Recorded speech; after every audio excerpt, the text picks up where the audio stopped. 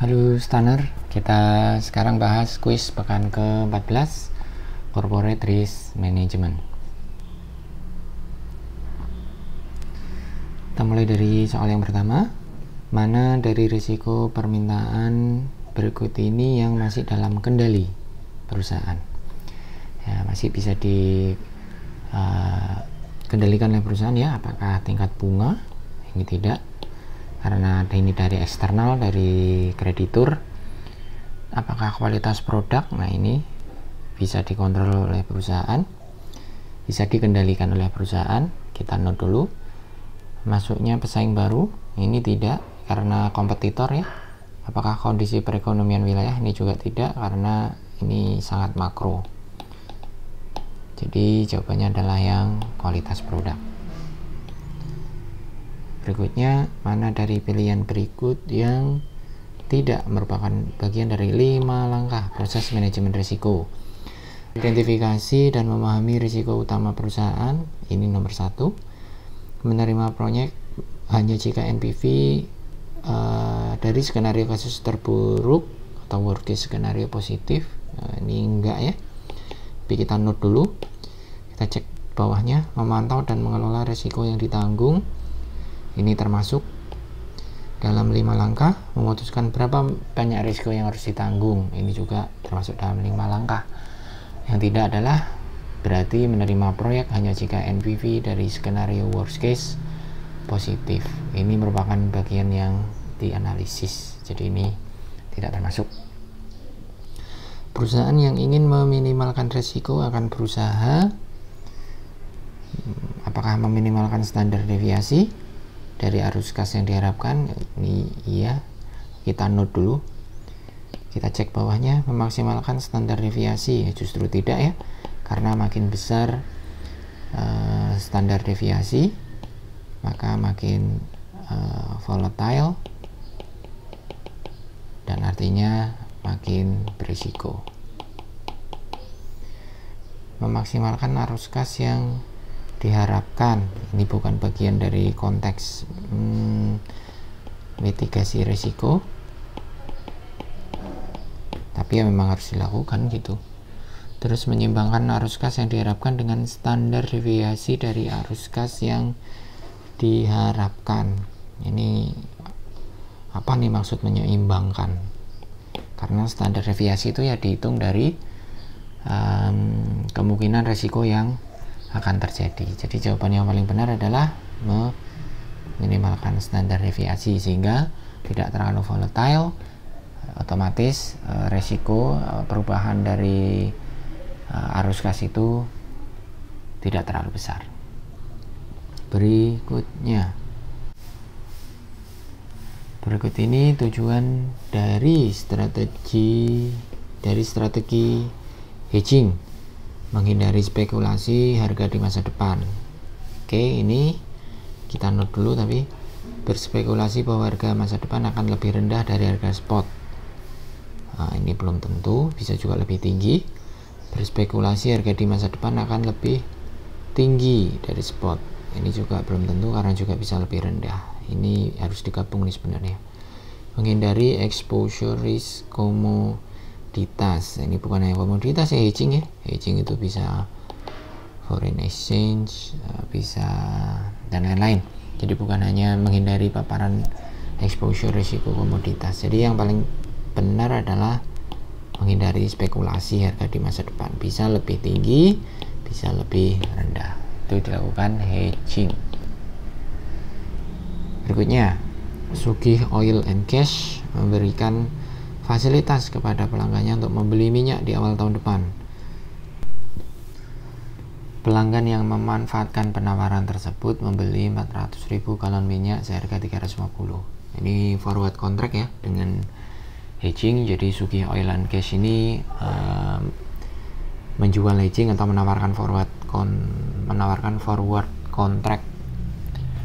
Nah, sebagai lawan dari forward contract yang dia jual, Sugih melindungi posisinya di re-hedge ya, di re-hedging dengan mengambil kontrak pembelian 400.000 galon minyak untuk pengiriman November dengan harga $3 per galon. Jika harga spot November adalah 3,25, maka Suki akan menghasilkan, nah ini si Suki Oil and Gas, dia masuk dalam hedging dengan menawarkan 400.000 galon $3,5. Nah, dia re-hedge dengan lindung nilai $3 di bulan November ini. Ya gitu ya, untuk pengiraan November. Spotnya pada saat itu 3,25 di November. Jadi kita berarti ngomongin waktunya di November ya. Maka pada saat itu akan dihasilkan berapa nih? Suki akan menghasilkan berapa?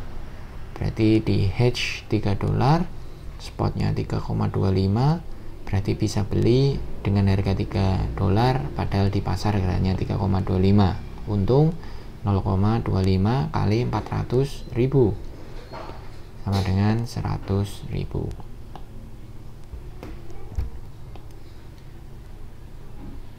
Berikutnya, Elang menandatangani kontrak menjual 1 juta euro Golden Wings ke Golden Wings dengan harga $1,1 6 bulan lagi.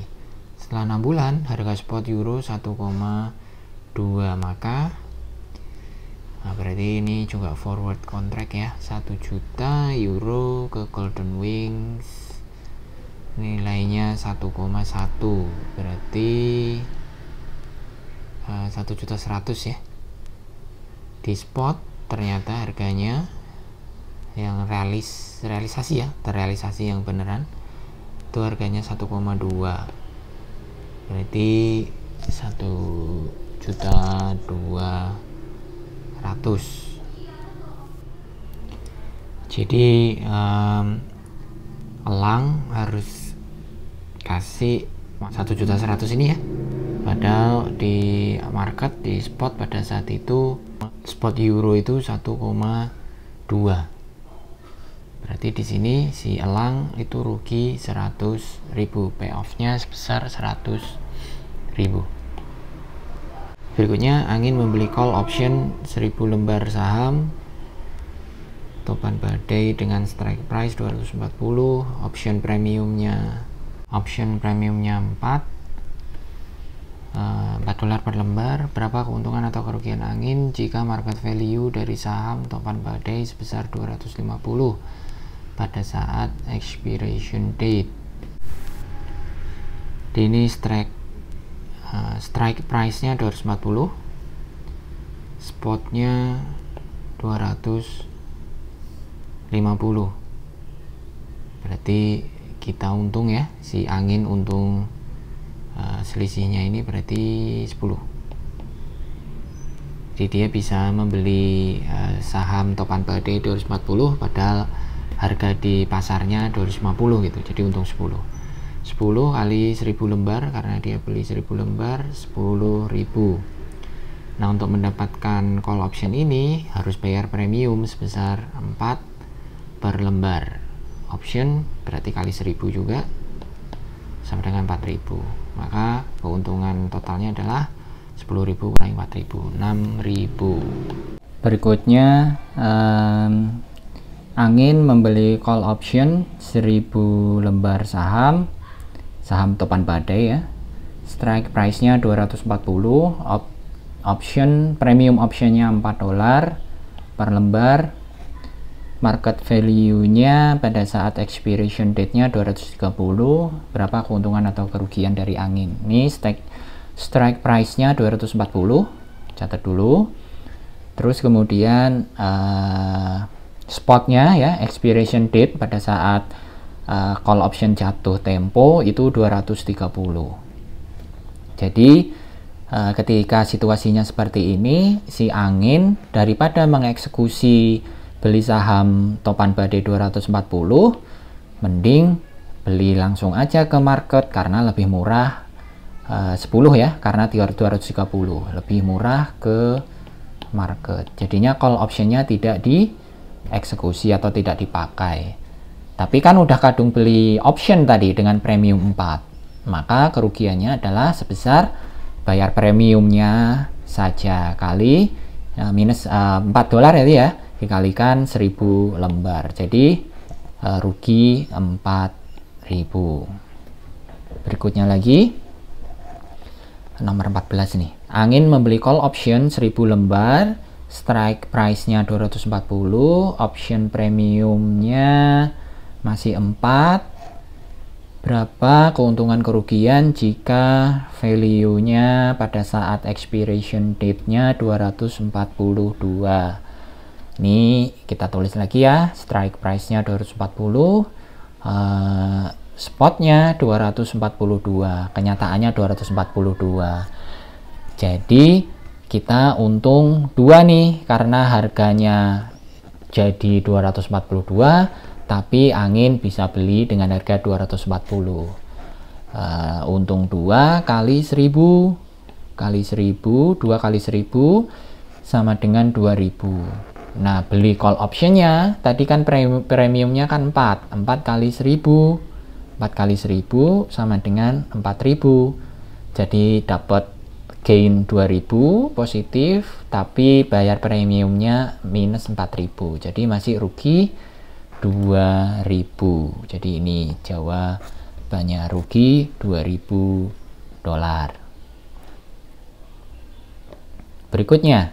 Berikut ini mana pernyataan yang salah? Kerugian terbesar yang diderita ketika membeli put atau call option adalah sebesar premium. Nah, ini benar ya. Buy call atau put option itu kerugian kita ketika kita menjadi buyernya adalah sebesar premium yang kita bayarkan. Gitu. Masih ingat kan ya grafiknya? Kalau call option dan juga kalau put option. Yang put option itu yang seperti ini. Ini call buyer, ini put buyer. Ya, ruginya sebesar premium. Terus kemudian penjual call option dapat menderita kerugian tidak terhingga. Ini juga benar, karena harga itu kan bisa sampai berapapun itu ya. Ini kalau di grafik di call option, dan ini menjadi kerugian bagi si seller dari call option. Jadi bisa jadi tidak terhingga. Terus pembeli put option akan untung jika harga saham yang menjadi underlying turun. Ini juga benar ya, karena dengan membeli put option kita akan bisa menjual harga saham di strike price. Jadi ketika harga sahamnya turun, kita tetap bisa menjual tinggi, setinggi strike price. Jadi ini benar. Terus kemudian perusahaan yang mengambil forward contract akan untung jika delivery price lebih tinggi dibandingkan dengan harga underlying aset. Nah, ini salah ya, harusnya malah rugi kalau delivery price lebih tinggi.